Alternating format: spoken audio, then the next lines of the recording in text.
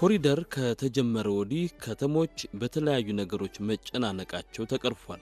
የመኪናና የእግር መንገዶች ተከፋፍተው የሚጠበቅባቸውን አገልግሎት እየሰጡ ይገኛሉ። የተደበቁ ውበቶች ተገላልጠዋል። ያልታዩና ያልተደፈኑ ታሪኮች ፍንትው ብለው ወጥተዋል።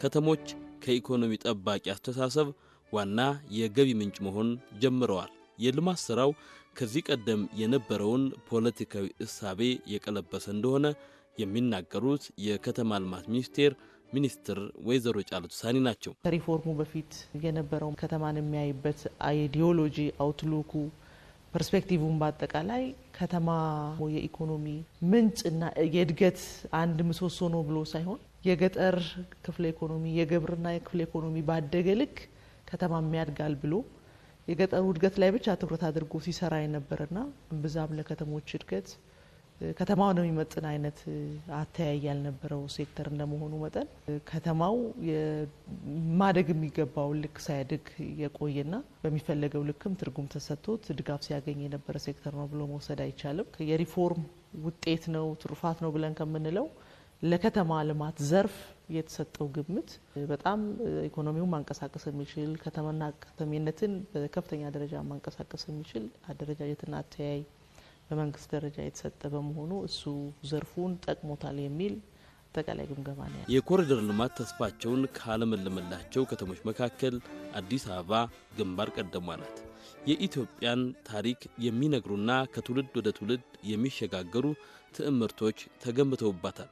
ትናንት ለመውጣትና ለመግባት አስቸጋሪ የነበሩ መንደሮቿ እንደገና ፈርሰው ተሰርተዋል።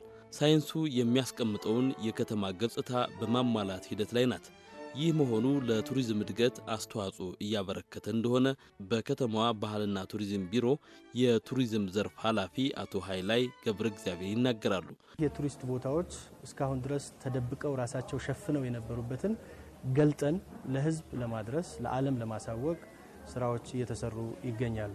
ከነዚህ ውስጥ አንዱ መጥቀስ ብንችል የኔልሰን ማንዴላ የሰለጠኑበትን ኮልፌ የሚገኝ አገራቸውን ነፃ ለማውጣት ኢትዮጵያ መጥተው የሰለጠኑበት የኖሩበትን ቦታ በቅርቡ አስፈላጊውን እድሳት ተደርጎ ለዓለም ያበረከትነውን በተለይ ደግሞ ለአፍሪካ ነፃነት ያበረከትነውን ከአድዋ ቀጥሎ አገራችን ሌሎች ያበረከተቻቸውን ለነፃነት ያላትን ተቆርቋሪነት ማሳያ የሚሆን ሰፊ ፕሮጀክት ተቀርጾ በመስራት ላይ እንገኛለን።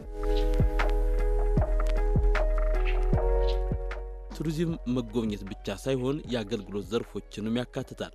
የትኛውም እንግዳ አይኑ አርፎበት ራሱንና መንፈሱን እፎይ ሊያስብልበት የሚያስችሉ መዳረሻዎች እውን ሆነዋል። ሰው ሲመጣ ምግብና አልጋ ሰጥተህ ማስተኛት ብቻ አይደለም፣ ማቆየት መቻል አለበት። ተጨማሪ ቀናትን አንተ ጋር እንዲቆይ፣ ተጨማሪ ሀብትን አንተ ጋር እንዲያፈስ ማቆየት ይፈልጋል። እሱ ላይ በደንብ መስራት ያስፈልጋል። ቱሪስት ተደራሽ ለማድረግ እዛ ውስጥ የሚኖሩንን ልማቶች ኢንፍራስትራክቸሮችን በማስተካከል ደረጃ ተደራሽ በማድረግ ደረጃ መንግስት በቂ ስራ እየሰራ ነው።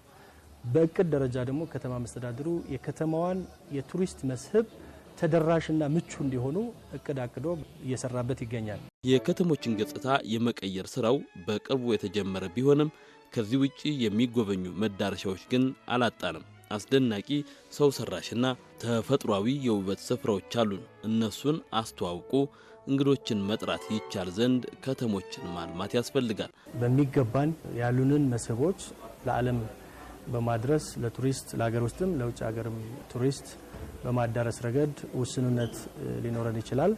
ሆኖም ግን ያን ውስንነት ለመቅረፍ በርካታ ስራዎች ታቅደው እየተሰሩ ይገኛሉ። በሀገር ደረጃም በከተማችን ደረጃም መንግስት ልዩ ትኩረት የሚሰጠው ዘርፍ እንደመሆኑ መጠን እዚህ ላይ ጠንካራ ስራዎችን እየተሰሩ ናቸው። ቱሪዝም አይነተ ብዙ ነው። ዘርፉ ካደገ ከእንጀራው የማይቋረስ አይኖርም። ከእርሱ ለመታደም ግን አስፈላጊ ነገሮችን ማልማትና ከፍ ማድረግ ይጠይቃል።